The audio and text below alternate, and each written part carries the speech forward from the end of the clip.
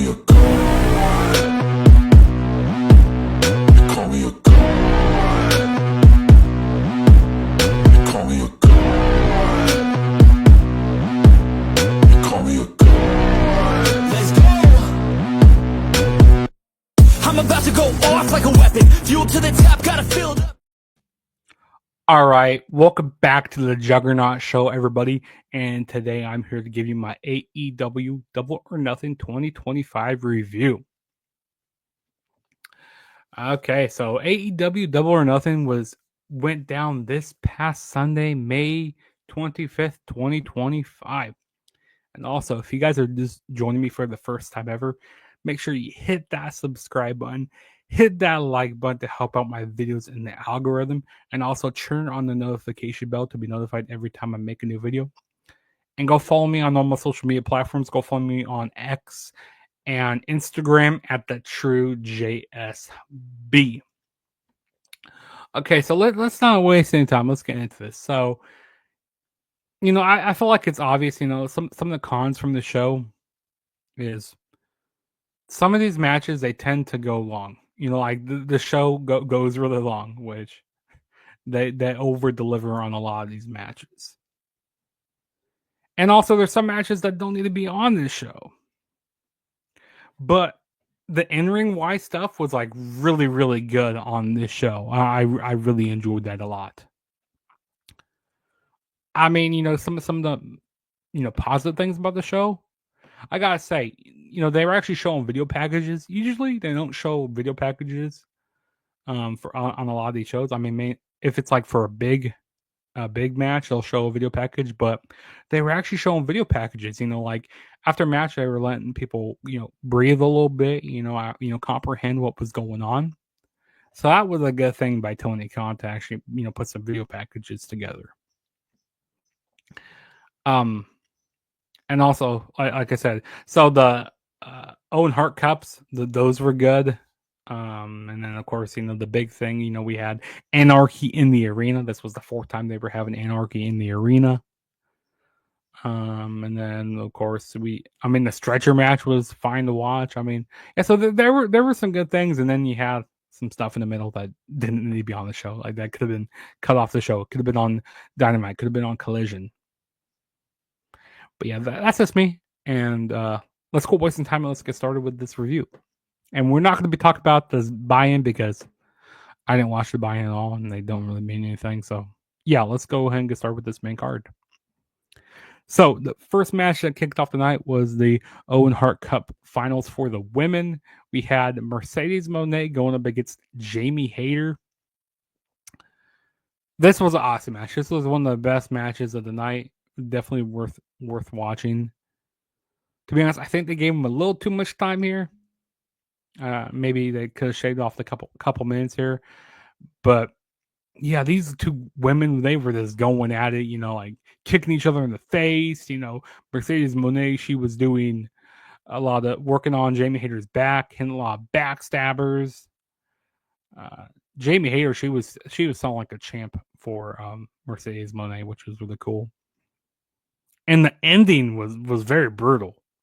Mercedes Moné reverses like the Haterade, and like she kind of like turns it like into a DDT and like has Jamie Hayter's arm behind her back, and that's kind of like a modified like roll up.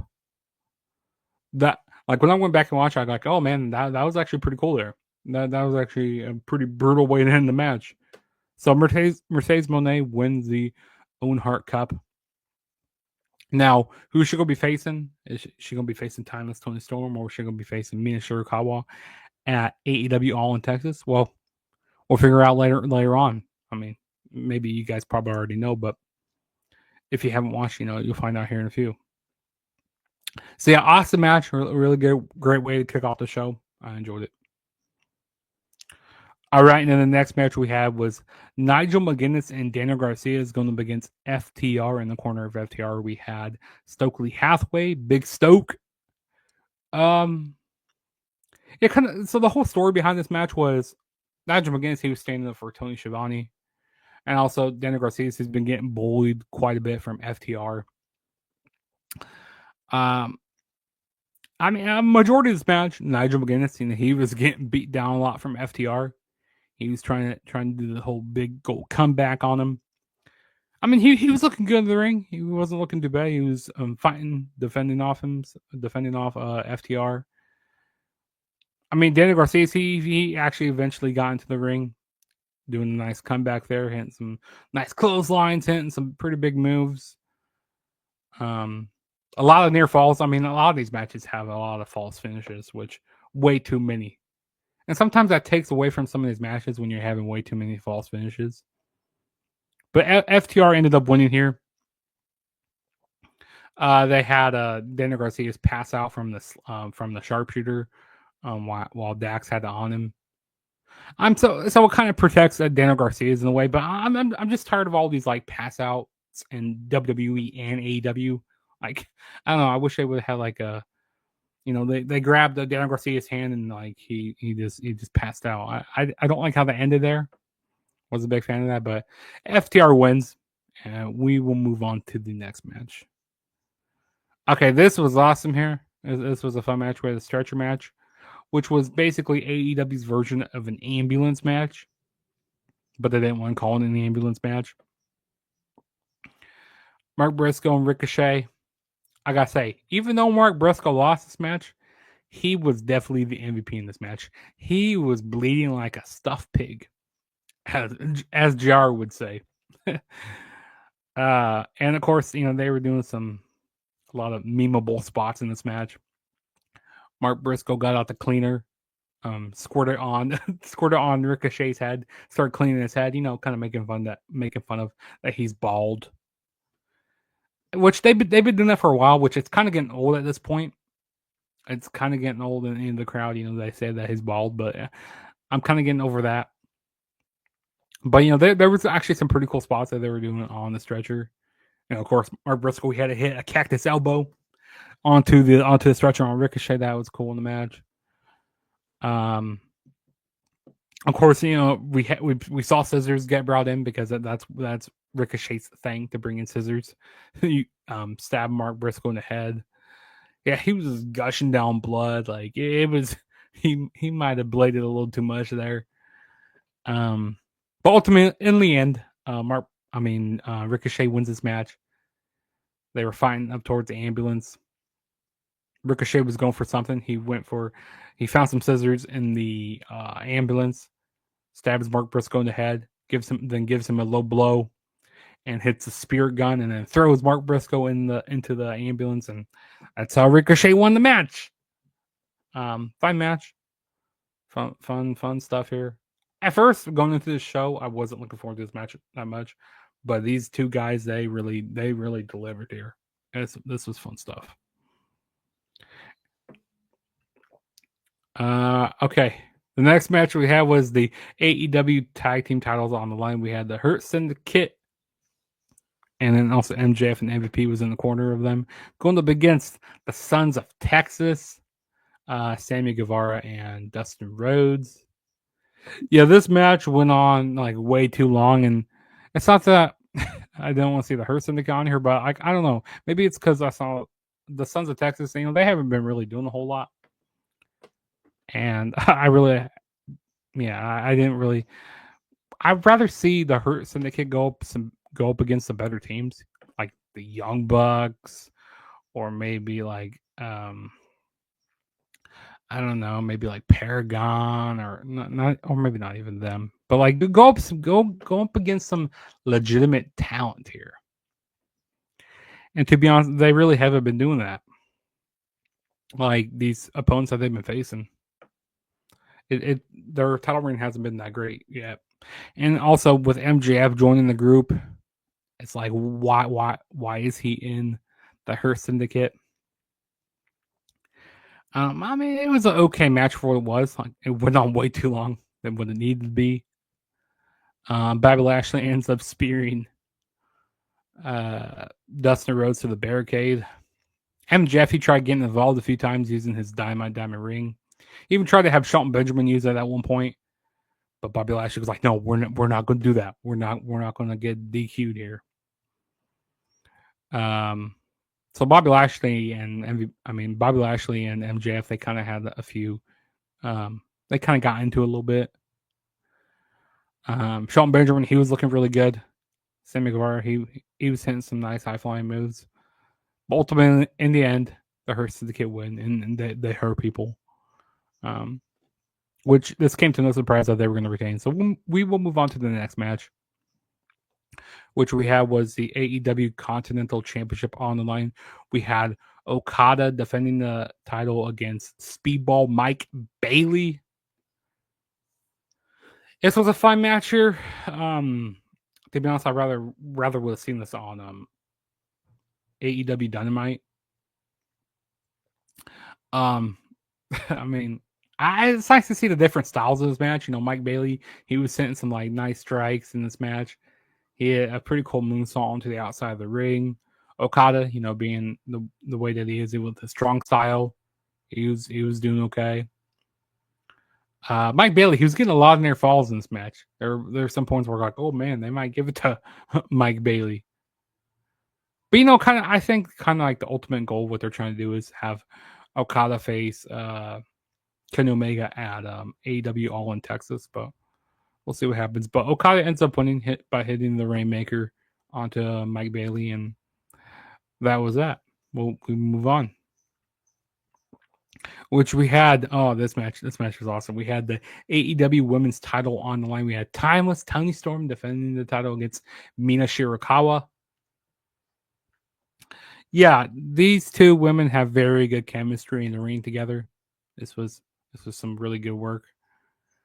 Mina Shirakawa, she was doing a lot of different submission holds onto Timeless Toni Storm. Yeah, they were just going back and forth with each other. But ultimately, in the end, Toni Storm, she does like a headbutt, and then she hits the and then she hits her finisher onto, excuse me, and then she hits Storm Zero onto Mina Shirakawa for the win. But after the match, oh man, like they be, you know, they're like hugging it out, and then they do like a little lip lock with each other. I mean, we've seen them, you know, kind of, you know, kiss each other and stuff before, but like, oh, I was not expecting that. And then after they were quick to put up these graphics, and I mean, the graphics team was already ready. So it's official for All in Texas. We're getting Timeless Toni Storm defending the AEW Women's Championship against Mercedes Moné, which probably Mercedes Moné is going to be winning the AEW Women's Championship here. So that's we already have that match official. So yeah, I mean, I'm going to be looking forward to this quite a bit. Can't wait to see what they do for this build up. Hopefully, they make it really entertaining. I mean, Timeless Toni Storm, she's been entertaining a lot through these. Yeah, she's been really entertaining, and also Mercedes Moné, she's good on the mic. So I think this is going to be a really good build up here. All right, and then the next match we have was, oh buddy, here we go, Anarchy in the Arena. We had the Death Riders going up against, we had the Death Riders and the Young Bucks going up against Kenny Omega, the Ops, Swerve Strickland, Willow Nightingale. I mean, there were so many people out here. 12-on-12 match. Actually, you kind of had more than 12 people, because he even had Mark Briscoe coming out. You had Prince Nana. You had a lot of, so basically I had more than 12 people in this match. But this was, I mean, as you could tell from this match, this was pure anarchy. And you're either gonna love this match or you're gonna hate it. There's no like in between. There's no like right in the middle. You either love this or hate it. And to be honest, I'm kind of getting tired of these Anarchy in the Arena matches, because I didn't feel like they needed one this year, but they're just throwing on one to have one. Because this is the fourth Anarchy in the Arena, because they started doing these in 2022. Yeah, so they did 2022, 2023, 2024, and 2025. So yeah, this is the fourth one. Because this is a spinoff of what they used to do for the Stadium Stampede, which they did during the pandemic. They did it for 2020 and 2021. But we saw so many crazy things in this match. I mean, the only thing that we didn't see was someone dying, which that's we did not want to see that. I mean, they were legit trying to kill each other. I mean, we saw things from exploding tables, from thumbtacks on the bottom of shoes. What else did we see? I mean, there's so much, and of course they had music playing. You had the Young Bucks looking like the founding fathers. I mean, being the heels that they are, they were dressed up like in these uniforms as the founding fathers for AEW. You had Willow Nightingale. She ended up getting padlocked to like a ring post by her ear. The crowd was chanting, "Please save Willow!" Willow, hey, she was an MVP in this match. She eventually got unlocked by Prince Nana, which was really good. Prince Nana, he was the true savior for Willow Nightingale here. Swerve Strickland, I mean, he came out like later on in the match. He came out on a forklift, doing a swerve stomp onto the Young Bucks. Young Bucks that were kind of being cringy, trying to do the gritty, trying to mock Swerve.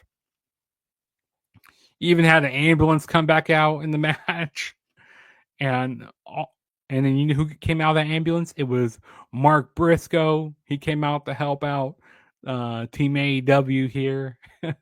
Diving off the stage. That's how I kind of got to pop out of that. They were playing "Let the Bodies Hit the Floor" like over and over again. Like when it came to like the fifth time, I go, okay, this is kind of getting old. This is kind of getting old here. Of course, they had like a split screen for like where everybody was fighting. Marina Shafir, she was going at a lot with Willow. Willow was throwing a lot of bottles at her. Of course, he had the staple gun spot. Swerve was a staple in everybody from the Death Riders, and then I believe it was Matt Jackson. He got stapled in the ding ding. Got stapled in the yam bag, as Taz will say. Maria Shafir, she even stapled Swerve's tongue. Like, this guy is not human. Swerve Strickland is not a human.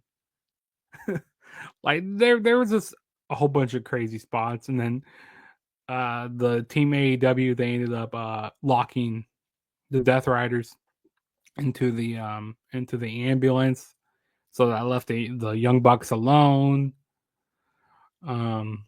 Also Kenny Omega, he hit not a Canadian Destroyer. He hit his One Winged Angel off a stage into an exploding table.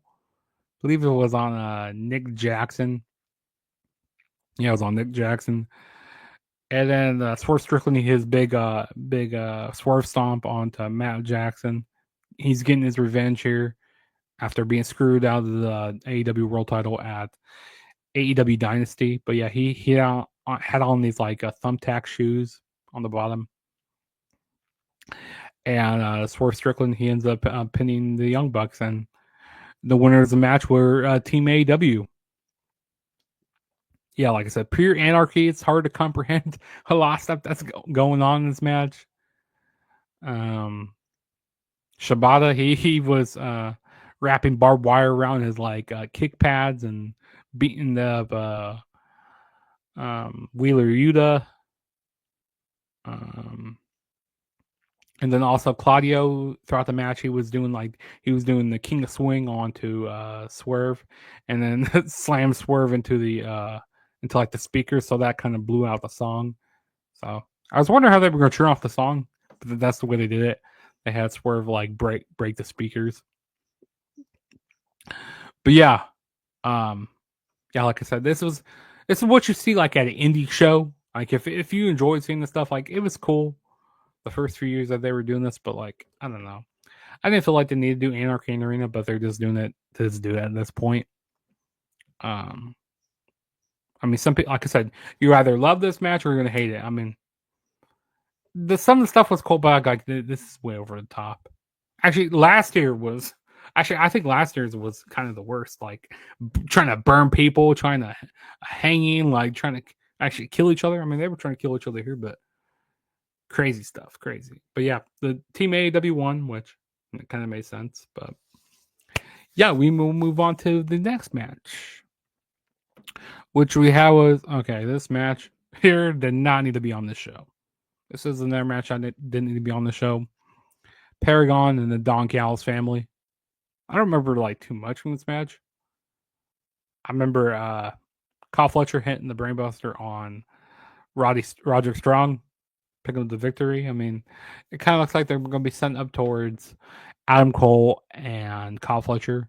Maybe all in Texas. Maybe I don't know, but also Ricochet when he did that promo backstage, he said he wants to come for gold. Maybe he's coming for the TNT title. I don't know. And then after the match with Paragon, they were getting beat up by RPG Vice.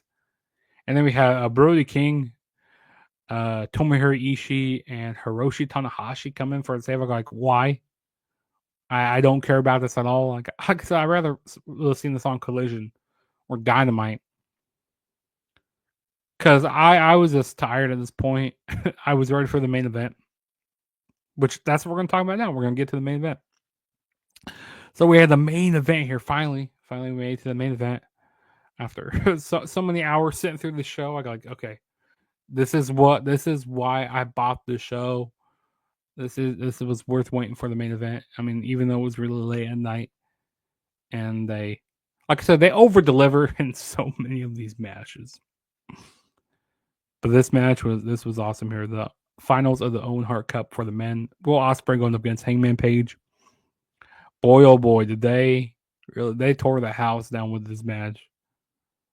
I mean, you even had Will Ospreay hitting the you saw him hitting like a V trigger, hitting some like his enemies like some of his enemies like finishers. He even had Hangman hitting the pressure drop.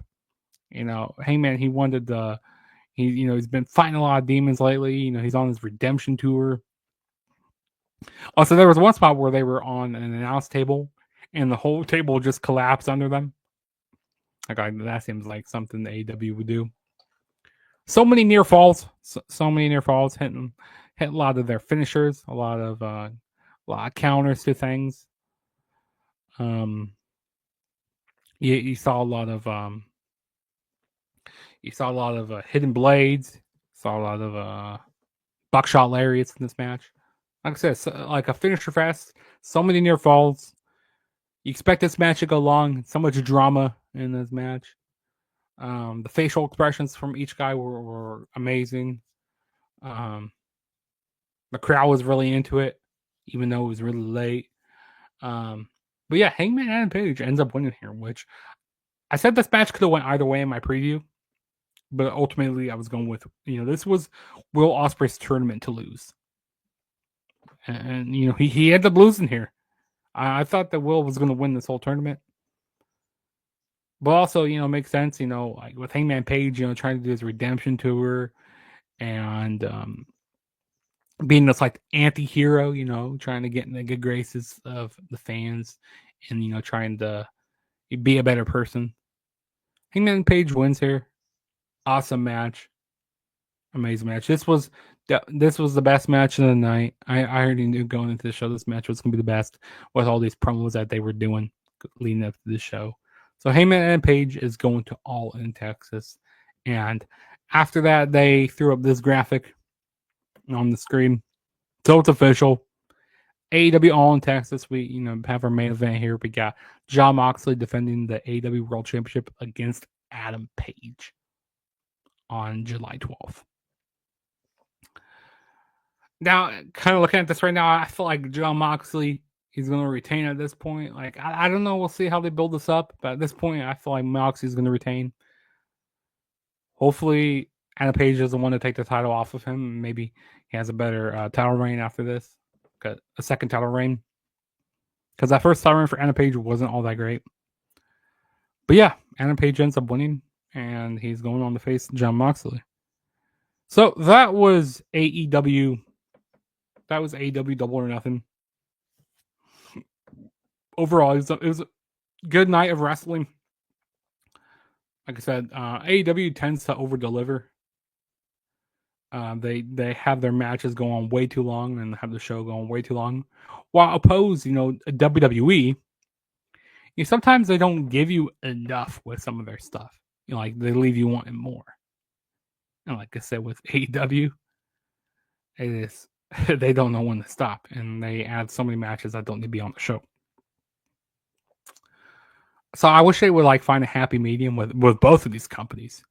Like maybe with WWE giving a little more and AEW kind of giving you a little less. Because let me tell you, what matches should have been that should not have been on the show. So let me go tell you this, okay? Really quick here. Okay, so I'll tell you the matches that could have been cut off the show. So the FTR and Cash, FTR versus Daniel Garcia's and Nigel McGuinness, that match could have been off the show. So there's one right there. You could have took the Hurt Syndicate off the show. You could have took Kazuchika Okada and Mike Bailey off the show. It's okay keeping the Anarchy in the arena. You could have took the Don Callis family and Paragon. You could have took that match off the show, definitely. So if you would have just kept the both Owen Hart Cups, that's 2 matches. The stretcher match, that's 3. The Time of Stone Storm, that's 4. Anarchy in the Arena, that's 5.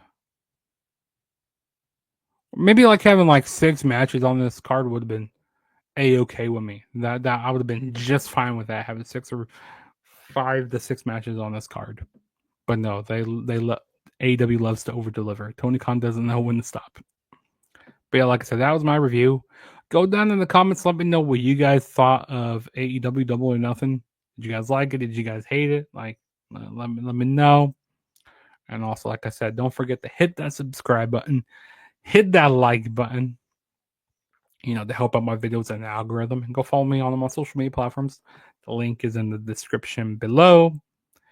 And I will see you guys on my next video, which will be my NXT Battleground review. I still have yet to review that, so stay tuned for that. And this is your boy Juggernaut saying peace out. I'll see you guys later. Peace.